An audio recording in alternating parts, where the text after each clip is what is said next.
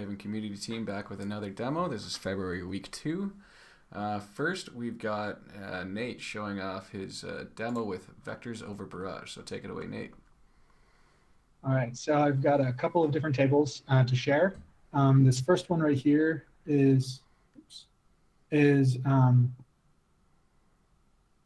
basically creates it's a table with a bunch of primitives, so longs, ints, shorts, characters, and it's taking some strings, which aren't primitives, but it's good to show that they still work.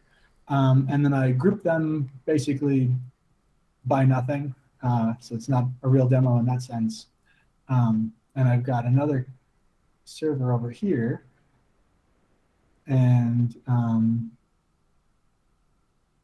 going to pull it over. Oops. Ticket not found. I probably got a typo. Primitive. So it's primitive arrays instead of. Oh yeah, I got this backward. Wrong order. There you go. Oops.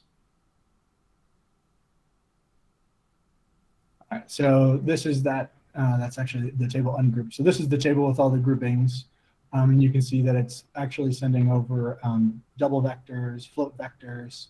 So this is the type that's underneath the actual grouped array. And then this other table over here is that first table just taken away. So that's effectively using group by, which has vectors. It's backed by vectors. I have a very similar array or table, but this one actually is using primitive arrays like so. And I threw in nulls because it was easy to do so. But they are, they're Java arrays. You can see by that left bracket and capital letter over here. And so here are those arrays, and here they are ungrouped. And then this last one that I have is basically box types. And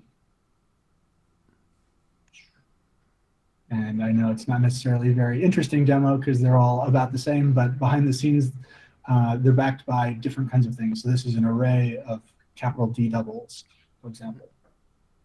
Mm-hmm. And so again, here we go. It's again an array of capital D doubles, and it ungroups just fine. Mm-hmm. So that's my demo. And that's all going over barrage. That's all going over barrage, worker to worker. These are two different hosts behind me, but they're two different hosts. All right, very cool.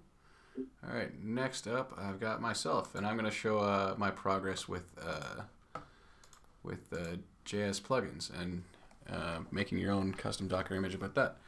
So, if you can see my screen, I'm just going to show this Docker file that I've created. So, we now have this new image called a web plugin packager, and what that does is you just specify a bunch of plugins that you want to install. So in this case, I've installed three plugins: Matplotlib plugin that I've developed, and then a dashboard object viewer, and that's just going to be a plugin that can look at any custom object and show you, so you can inspect it. Which I thought would be kind of handy as a debugging tool. And then I've also got an example of a table plugin. So with the web UI, there's actually a few different ways you can plug into it, at the dashboard level or at the table level. So I'll be showing both of those examples. So yeah, there's just this Docker file, and then you just build, and it'll copy the plugins in the right spot. And then I can show you those plugins in action. So over here, I've already got my web UI up, and let's say I open up, I'll show you the Matplotlib figure. So if I open this, since I have the Matplotlib plugin installed, it'll open with a Matplotlib plugin, but I also have the object viewer plugin installed as well, so that I can inspect the object itself. So if I do that, it'll actually open up two panels.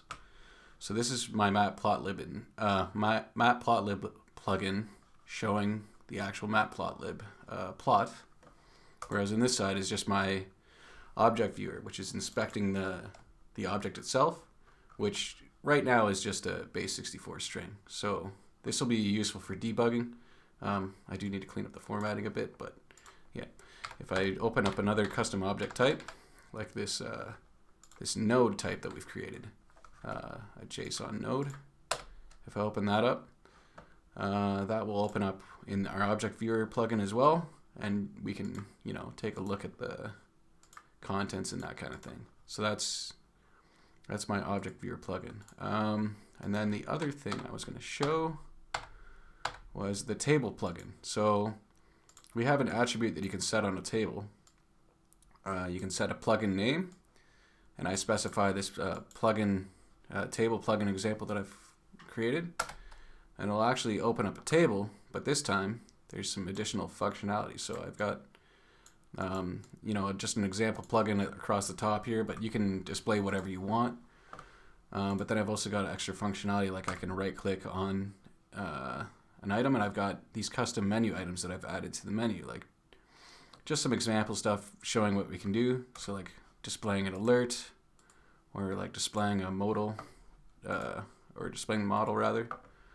And you've got filter options as well. So you can, from a plugin, create a context menu that can filter the table and that kind of thing. And those are all just installed using our new JS module, plugin module framework. So there you go. That's it for me. And I hope to see you again next week. So bye-bye. All right. See ya.